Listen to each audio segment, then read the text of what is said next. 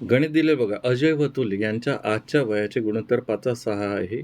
20 वर्षानंतर त्यांच्या वयाचे गुणोत्तर 9/10 होईल असेल तर अजय व अतुल यांच्या आजच्या वयातील फरक किती? बघा, याला मी गणिताला पहिले ट्रिक सांगतो, त्याच्यानंतर तुम्हाला XY पद्धत पण सांगतो.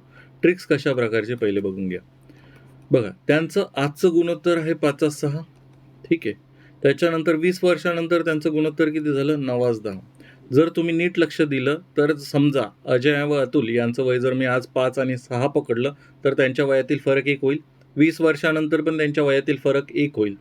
मग काय की 20 वर्षानंतर इथे कितीने वाढलंय, इथे कितीने वाढलंय बघा. 6चा 10 झाला म्हणजे इथे 4ने वाढलंय. याचंही वय 4ने वाढलंय. पण ॲक्च्युअलमध्ये 4 नसून किती आहे? 20 वर्ष आहे. तर त्यांच्या वयातील फरक हा 1 नसून किती असेल?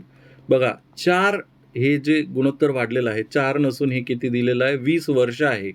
मग 1 जो फरक आहे, 1 नसून किती असेल? किंवा ह्याला जर काय म्हणतात, हा तिरकस गुणाकार केला तर किती येणार आहे? 20/4 म्हणजेच येईल 5 वर्ष. ऑप्शन क्रमांक 1 हे काय असेल?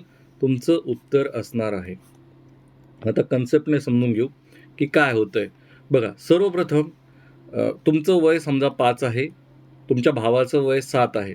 20 वर्षानंतर गेलात तुम्ही, 20 वर्षानंतर तर तुमचं वय होईल 25 आणि ह्याचं 20 वर्षानंतर किती होणार आहे? 27.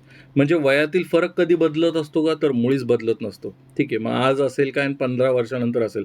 यांनी आजच्या दिलं, यांनी जर 20 वर्षानंतरच्या सुद्धा दिलं असतं तरी तुमच्या वयातील फरक किती असला असता? समजा 2 असला असता तर तोही आजही 2च राहिला असता. ठीक आहे. पहिला तर कन्सेप्ट हा आहे की वयातील फरक कधीच बदलत नाही. बरं, आता ही ट्रिक जी आहे ती कुठे लागू होते हे पण माहिती असणं गरजेचं आहे. बघा, यांचं गुणोत्तर पहिले 5/6 होतं आणि नंतर 9/10 झालं. 9/10 झालं. आता हे जे आहे समान पटीने वाढलंय. इथे 4ने वाढलंय तर हा गुणोत्तर 4ने वाढलेला आहे. असं मोस्ट केसेसमध्ये होत नाही.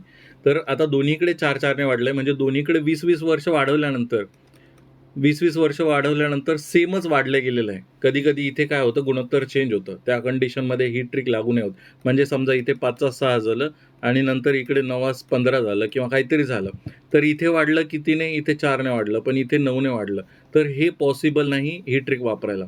तर इथे समान वाढ झाली पाहिजे दोन्ही साईडला. त्या कंडिशनमध्ये ही ट्रिक लागू होते. आणि फरक कसा आहे तुम्हाला सांगितलं मी. तो गुणोत्तर असो की काय असो. ठीक आहे. हे जर अजयचं वय मानलं आणि हे अतुलचं वय मानलं समजा आजचं, ठीक आहे, तर त्यांच्या वयातील फरक 5 वजा 1 किती असणार आहे? 1 असणार आहे. मग आज आता बघूया, सॉल्व करूया. ठीक आहे. अजय आणि अतुल, आपल्याला त्यांची वय माहिती आहे का? तर मुळीच माहिती नाही. समजूया की आपण अजयचं वय किती आहे आजचं? 5x आहे. किती आहे? 5x. अतुलचं वय किती असणार आहे? 6x. कारण की 5/6 गुणोत्तर आहे. मग आपल्याला किती आहे एक्झॅक्टली माहिती नाही, म्हणून आपण काय करत असतो? नेहमी एक एक्स फॅक्टर ॲड करत असतो. मग 20 वर्षानंतर अजयचं वय किती होणार आहे? तर ह्याचं वय 20 वर्षाने वाढेल. 20 नंतर, ठीक आहे. 20 वर्षानंतर वाढणारच याचं वय. म्हणजे 5x अधिक 20 होईल. तर अतुलचं पण वय 20 वर्षाने वाढेल. म्हणजे किती होईल? 6x अधिक 20. आपण डायरेक्ट गणिता फॉर्मॅटमध्ये जर टाकला तर 5x अधिक 20 हे झालं अजयचं वय आणि अतुलचं वय 6x अधिक 20 होईल. मग यांचं गुणोत्तर हे जे आहे काय दिलेलं आहे? आता हे गुणोत्तर फॉर्मॅटमध्ये घेऊन आलो. 20 वर्षानंतर अजयचं वय आणि 20 वर्षानंतर अतुलचं वय हे यांचं गुणोत्तर दिलं 9/10. आता तुम्ही ह्याला सॉल्व कराल तर हा 10 आहे तिकडे पाठवला, हा 5x अधिक 20 बरोबर हा 9, हा पूर्ण छेदातला पार्ट तिकडे पाठवला तर 9 6x अधिक 20. मग याला सॉल्व केलं तर इथे येणार 50x अधिक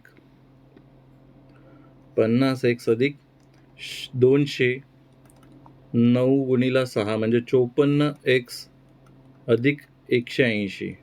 मग हा 50x आहे तिकडे पाठवला तर किती होईल? 54x वजा 50x. हा जो 180 तिकडे पाठवला 200 वजा 180. इथे राहतील 20, इथे राहतील 4x आणि x बरोबर हा 4 इथे गुणाकारात असतो, तिकडे पाठवला हा भागाकारात जात असतो. हा याच्या भागाकारात गेला, किती आला? 5 आला. किती आलं? एक्सची किंमत आली 5. मग आता एक्सची किंमत जर मी 5 टाकली याच्यामध्ये तर किती येणार आहे? अजयचं वय 5 5 25. आणि अतुलचं वय जर मी 5 टाकलं तर सैंपाचं 30. मग आता तुम्ही असं करून जर उत्तर काढलं तर ह्याला खूप वेळ लागू शकतो. म्हणून सरळ-सरळ तुम्ही ही ट्रिक वापरू शकता. पण ट्रिक कधी-कधी फेल जाते किंवा कन्सेप्ट तुम्हाला माहिती नसेल, तर गणित सोडवायला वेळ लागला तर चालतो. पण उत्तर बरोबर आलेलं कधीही बरं. कारण की उत्तर चुकलं, तर तुमचा प्रश्नाचा वेळ तर गेलेलाच आहे. ट्रिक वापरून जर उत्तर चुकलं तर काही अर्थ नाही. जर तुमचे कोणतेही गणिताचे प्रश्न असतील, तर तुम्ही ह्या ग्रुपवरती पाठवा. आपली मेंबरशिप आहे 59 वाली मंथली आहे ही. ह्याच्यामध्ये ऑटो पेचं ऑप्शन आहे. कृपया करून मेंबरशिप घेतल्यानंतर कॅन्सल करावे आणि आपला WhatsApp ग्रुप आहे. धन्यवाद.